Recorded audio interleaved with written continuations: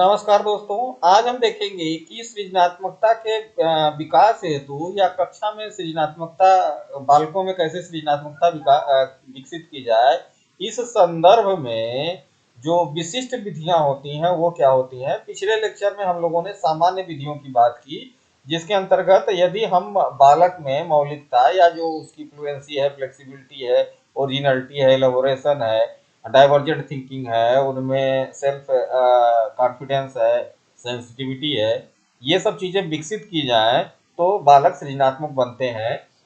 उसके अंतर्गत हमने सामान्य विधियां देखी, जिसमें कई विधियां थी, जैसे freedom to respond, removal to hesitation, opportunity to satisfy ego, encouraging originality and flexibility, developing healthy habit, creative sources का यूज कैसे करें, अवॉइड एलिमेंट्स जो क्रिएटिविटी को रोकते हैं, एग्जाम्पल के माध्यम से कैसे टीचिंग करें, गेम का प्रयोग करके जो है कैसे सृजनात्मक बनाए। पिछले लेक्चर में ये सब विधियों के बारे में हम लोगों ने देखा। आज हम देखते हैं कि विशिष्ट विधियां सृजनात्मकता के लिए सृजनात्मकता को कैसे बढ़ाती हैं। तो इसमें विशिष्ट विधियों में 4 विधियां मुख्यतः प्रयोग की जाती हैं। ये विधियां प्रोफेशनली जो है यूज की जाती हैं, विशेषकर बड़ी बड़ी कंपनियों में, जहां पर कि नए नए उत्पाद बनाए जाते हैं, नए नए उत्पाद बनाने के तरीके खोजे जाते हैं, उनको बेचने के तरीके कौन कौन से हो सकते हैं, उन सब के बारे में ये चीजें कराई जाती हैं। तो इसमें 4 विधियां हैं। एक है ब्रेन स्टार्मिंग, दूसरा एट्रीब्यूट लिस्टिंग, तीसरा साइनेटिक्स है, और चौथा चेकलिस्ट ऑफ क्वेश्चन है। तो अब एक एक विधि को देखें। जैसे ब्रेन स्टार्मिंग को मस्तिष्क विद्वेलन कहा जाता है। इसको सबसे पहले ऑसबर्न ने बताया था, विशेषकर प्रबंधन और उद्योग के क्षेत्र में कैसे जो है ब्रेन स्टार्मिंग से हम जो है क्रिएटिविटी को डेवलप कर सकते हैं। तो ऑसबर्न ने सबसे पहले इसको बताया। इसका प्रयोग करके हम अपनी कक्षाओं में फ्लुएंसी ऑफ आइडियाज को बढ़ा सकते हैं। यदि मान लीजिए हम कोई क्लास ले रहे हैं, कोई क्लास है, तो उसमें जो फ्लुएंसी है, जो प्रवाहता है विचारों की, उसको कैसे हम इंक्रीज कर सकते हैं, ये ब्रेन स्टार्मिंग के माध्यम से बहुत आसानी से किया जा सकता है। इसमें किसी समस्या के समाधान के लिए प्रतिभागियों को प्रोत्साहित किया जाता है कि ज्यादा से ज्यादा विचारों का उत्पादन कर सके। मान लीजिए कोई समस्या दी गई, उस समस्या पर अधिक से अधिक विचार बालक कैसे दे, इसी की बात की जाती है। क्योंकि जब अधिक से अधिक हमारे पास विचार रहेंगे, तो उन्हीं अधिक विचारों में से ही जो है ओरिजिनल विचार निकल के आता है। सामान्यतः किसी भी प्रश्न पर या किसी भी समस्या पर जो विचार आते हैं पहले, वो सामान्य विचार रहते हैं। फिर इसके बाद जो है ओरिजिनल या एकदम क्रिएटिव विचार जो है बाद में ही निकल के आते हैं। आसवान के अनुसार पहले सुझाए गए विचार सामान्य स्तर के होते हैं। जो बात हो रही थी, अच्छे या मौलिक समाधान व्यक्ति के मस्तिष्क में विचार श्रृंखला के अंतर्गत बाद में आते हैं। तो पहले किसी भी समस्या पर जो सामान्य विचार होते हैं वो आते हैं, इसके बाद में ओरिजिनल विचार आते हैं। ब्रेन स्टार्मिंग तकनीकी उन समस्याओं के समाधान के लिए उपयुक्त नहीं है जिनका कोई एक विकल्प हो। मान लीजिए हम पूछ लें कि भारत की राजधानी क्या है, तो इसका एक ही विकल्प है। तो ऐसी स्थिति में ब्रेन स्टार्मिंग वहां पर नहीं की जा सकती। उन समस्याओं का समाधान ब्रेन स्टार्मिंग से हो सकता है जिनके एक से अधिक विकल्प हों। हाँ, अब जैसे हम पूछ लें कि मान लीजिए एक साबुन है, साबुन की टिकिया है, इसको आप कैसे जो है किन तरीकों से बेच सकते हैं कि ये ज्यादा से ज्यादा बिके। ठीक है, तो इसमें अब अधिक से अधिक विचार आपके मिल जाएंगे। ठीक, तो ये तकनीकी का ब्रेन स्टार्मिंग तकनीकी का प्रयोग किया जाता है। ब्रेन स्टार्मिंग ऐसी तकनीकी है जिसमें जो किसी समूह को अपने विचारों को प्रदर्शित करते हैं बिना किसी पूर्वाग्रह के। छात्रों को एक समूह बैठने के लिए कहा जाता है। उन्हें एक समस्या को विविध पद्धति से हल करने को कहा जाता है। इस तरह से उनके मस्तिष्क को सोचने के लिए प्रेरित किया जाता है। जैसे उनसे कहा जाए कि भारत में बढ़ते आतंकवाद को आप कैसे रोकेंगे। ठीक है, एक प्रश्न दिया गया कि बढ़ते आतंकवाद को, भारत में जो आतंकवाद बढ़ रहा है उसको कैसे आप रोकेंगे। तो फिर उनसे जल्दी जल्दी विचार लिए जाते हैं। ऐसा करने पर छात्रों में मानकों का निरीक्षण किया जाता है। मस्तिष्क उद्दीपन के अंतर्गत किसी विचार की आलोचना नहीं की जाती। जैसे क्रिएटिविटी में होता है कि किसी भी जो है समस्या के जो उत्तर मिलते हैं वो सही या गलत नहीं होते हैं, इसलिए उनके विचारों की जो है आलोचना नहीं की जाती, सभी विचारों की सराहना की जाती है। छात्रों को अधिक से अधिक समाधान खोजने हेतु प्रेरित किया जाता है जो दूसरों से अलग हो। यह आवश्यक नहीं कि छात्र नया समाधान प्रस्तुत करे, वह अपने साथियों द्वारा प्रस्तुत समाधान में कुछ जोड़ सकते हैं, कुछ घटा सकते हैं। जब तक सत्र समाप्त नहीं हो जाता तब तक किसी भी प्रकार की टिप्पणी अथवा मूल्यांकन नहीं किया जाता, तथा जो समाधान सबसे उपयुक्त हो उसे स्वीकृत किया जाता है। तो इस प्रकार से सभी को बैठा के एक साथ जो है समस्या दी जाती है और समस्या पर अधिक से अधिक विचार लिए जाते हैं। इससे जो है ओरिजिनल विचार निकल के आते हैं। ये ब्रेन स्टॉर्मिंग कहलाती है। अब दूसरा देखिए एट्रीब्यूट लिस्टिंग क्या है। एट्रीब्यूट लिस्टिंग भी जो है सृजनात्मकता को बढ़ाने के लिए एक विधि है। इसको रॉबर्ट क्रॉफर्ड ने 1954 में बताया था। ये विशिष्ट सेवा उत्पाद कार्य के निर्माण में जो कंज्यूमर इंडस्ट्री है उसी के लिए हमने बताया कि उसी के लिए ये सारी विशिष्ट विधियां जो है यूज की जाती हैं कि कैसे जो है आप अपने उत्पाद को और अच्छा बना सकते हैं और अच्छी तरीके से बेच सकते हैं। हाँ, एट्रीब्यूट का मतलब होता है किसी वस्तु का विशेष गुण। अब उस विशेष गुण में कैसे परिवर्तन करके आप जो है उसको और अधिक जो है मूल्यवान बना सकते हैं।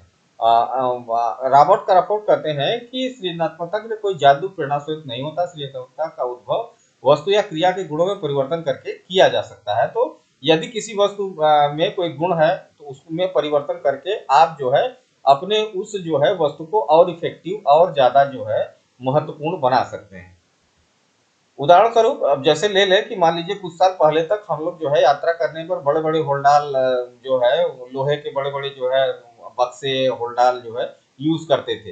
हाँ, क्यों? क्योंकि वो ज्यादा टिकाऊ होता था। लेकिन आजकल प्लास्टिक के हल्के और टिकाऊ बैग आ गए हैं। तो ये भी जो है आपका एट्रीब्यूट लिस्टिंग का उदाहरण है कि देखिए गुणों में परिवर्तन कर दिया गया और वो जो है ज्यादा जो है हल्का हो गया, क्योंकि जो है लोहे का बैग बहुत भारी होता था, बक्सा बहुत भारी होता था, तो हल्के हल्के आने लगे। लेकिन जो है उसकी ड्यूरेबिलिटी टिकाऊपन में कोई कमी नहीं आई। हाँ, क्योंकि प्लास्टिक का अपना एक विशेष गुण होता है, इसलिए जो है इस प्रकार के बैग यूज किए जा रहे हैं। तो ये एट्रीब्यूट लिस्टिंग का बहुत अच्छा एग्जाम्पल है। इसके अंतर्गत सबसे पहले जो है एट्रीब्यूट लिस्टिंग में क्या है कि सबसे पहले गुणों की जो है एक लिस्ट बनाते हैं, जिसमें ऐसे गुण जो परिवर्तनशील हों, जिनकी विशेषताएं हों, उनकी एक सूची बना ली जाती है। इसके बाद जो है उस गुण के आधार पर विभिन्न प्रकार के परिवर्तन किए जाते हैं। रॉबर्ट क्रॉफोर्ड ने निम्नलिखित रूप से एट्रीब्यूट लिस्टिंग के सिद्धांत का संक्षिप्तीकरण किया है। कैसे? उसको देखें कि सृजनात्मकता केवल प्रेरणा ही नहीं है, अपितु अनुकूलन या प्रयोगात्मकता ही अधिक है। तो सृजनात्मकता के लिए आप प्रयोग करेंगे तभी जो है चीजें नई नई निकल के आएंगे। यह उपयोगी गुणों में परिवर्तन या दूसरे गुणों का संयोजन भी है। तो जो भी गुण किसी वस्तु में है उसका उसमें परिवर्तन करिए या उसके साथ कोई और गुण जोड़ दीजिए, तो जो है वो सृजनात्मकता कहलाएगा। किसी वस्तु के गुणों में परिवर्तन के प्रयास में मूर्त विकल्पों की खोज वांछनीय है। तो यदि आप किसी गुण में परिवर्तन कर रहे हैं तो वो जो है उसका मूल गुण खत्म नहीं होगा, बल्कि जो है वो और अधिक जो है इम्पॉर्टेंट हो जाएगा और वो जो वस्तु आप बना रहे हैं, जो नई चीज बन रही है, वो ज्यादा इम्पोर्टेंट हो जाएगी एट कंपेरिजन टू पुराने के। सृजनात्मकता केवल विचारों की चोरी नहीं है, एक सतत परिवर्तन की धारा है। सृजनात्मकता चलती रहती है। हाँ, नए नए विचार आते रहते हैं, ये सतत रूप से चलती है। अब जैसे एग्जाम्पल में ले लें कि पहले जो है डिब्बा बंद खाद्य पदार्थ नहीं आते थे, फिल्म तो पैकेज फूड जो पैकेज्ड फूड रहते थे वो नहीं मिलते थे। लेकिन देखिए खाने के जो है विभिन्न गुणों में परिवर्तन करके अब उसको डिब्बा बंद बना दिया गया है, कहीं भी यूज कर सकते हैं आप।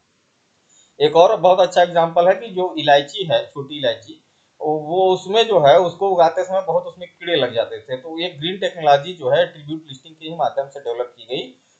और उसमें आजकल जो है इलायची का कार्डेमन का जो है वो प्रोडक्शन बहुत तेजी से हो गया, जो ग्रीन टेक्नोलॉजी के माध्यम से ही संभव हुआ है। तो ये है एट्रीब्यूट लिस्टिंग कि किसी वस्तु के गुण में परिवर्तन करके उसको और अधिक वांछनीय बना देना। तीसरा है साइनेटिक्स। साइनेटिक्स को जे गार्डेनर साहब ने बताया था कंज्यूमर इंडस्ट्री के लिए। साइनेटिक्स का मतलब होता है, ये ग्रीक वर्ड से बना है, साइनेटिकास जो ग्रीक वर्ड है उससे मिलकर बना है, जिसका मतलब होता है फिटिंग टुगेदर डाइवर्स एलिमेंट, अर्थात अलग अलग तथ्यों को एक साथ जोड़कर देखना। जब अलग अलग तथ्य एक साथ आप जोड़कर देखते हैं तो कुछ नई चीज बनती है, यही साइनेटिक्स है। इसके अंतर्गत जिस तकनीकी का प्रयोग किया जाता है उसे मेकिंग द स्ट्रेंथ फैमिलियर कहते हैं। साइनेटिक्स में अर्धचेतन मस्तिष्क को व्यवस्थित ढंग से प्रयोग में लाने की विधि का प्रयोग किया जाता है। जो आपका मस्तिष्क है, जो अर्धचेतन जो सब कॉन्शियस स्टेज है, वहां पर चीजें चलती हैं। जब हम देखें कि जब स्टेप ऑफ क्रिएटिविटी की बात करते हैं तो उसमें देखिए कई स्टेप होते हैं। जैसे पहला होता है आपका पहली स्टेज होती है इंक्यूबेशन, इल्यूमिनेशन, रिवीजन, प्रिपरेशन। पहला स्टेज होता है प्रिपरेशन, फिर इंक्यूबेशन होता है, फिर इल्यूमिनेशन होता है, फिर रिवीजन होता है। तो इंक्यूबेशन की जो स्थिति होती है कि मतलब आप जो है समस्या से परिचित हो गए हैं, अब इंक्यूबेट कर रहे हैं, समस्या के बारे में सोच रहे हैं, तो सबकॉन्शियस स्टेज में इंक्यूबेशन चलता है। और सबकॉन्शियस स्टेज तार्किक ढंग से सोच नहीं पाता, यह समरूपता, साहचर्यता तथा दृढ़ता पर सोचता है। साइनेटिक्स में प्रत्यक्ष समूह का प्रयोग होता है। प्रत्यक्ष समूह में किसी घटना या वस्तु की प्रत्यक्ष तुलना किसी अन्य घटना या वस्तु से की जाती है। जॉर्ज प्रिंस ने साइनेटिक्स की प्रक्रिया की व्याख्या निम्नलिखित रूप से की है। तो जो हमारी जो सोचने की शक्ति है वो सबकॉन्शियस स्टेज पे चलती है।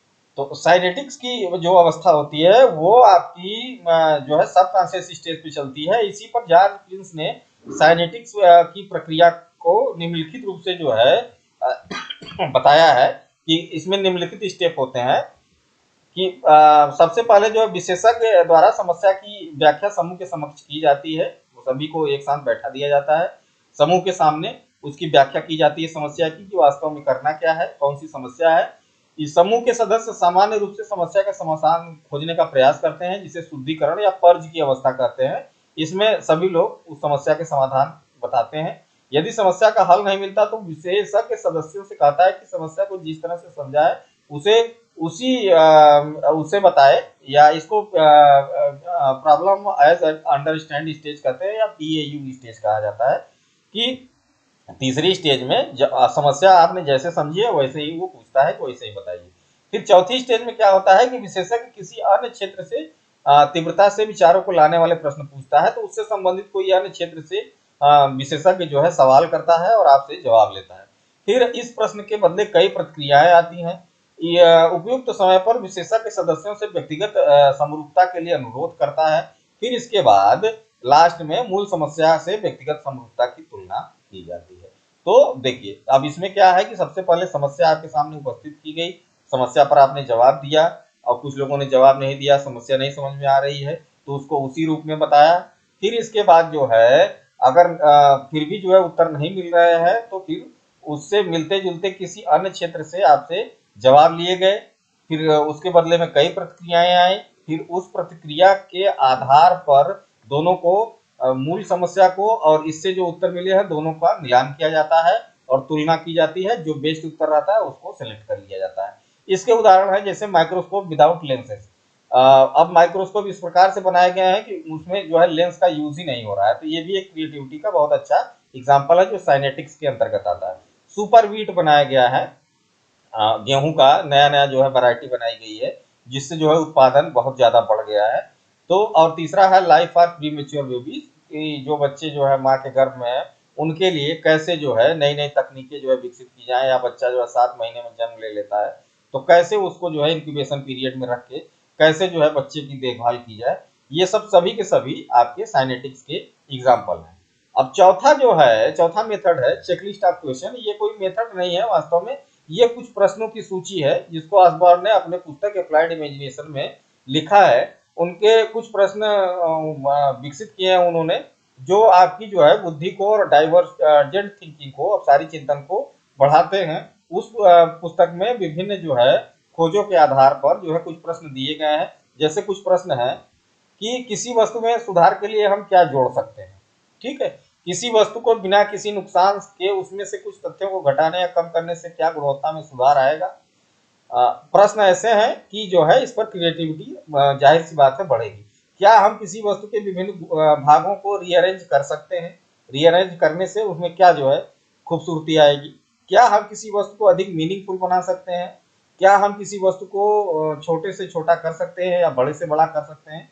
किसी वस्तु के विपरीत उसका अपोजिट क्या होगा।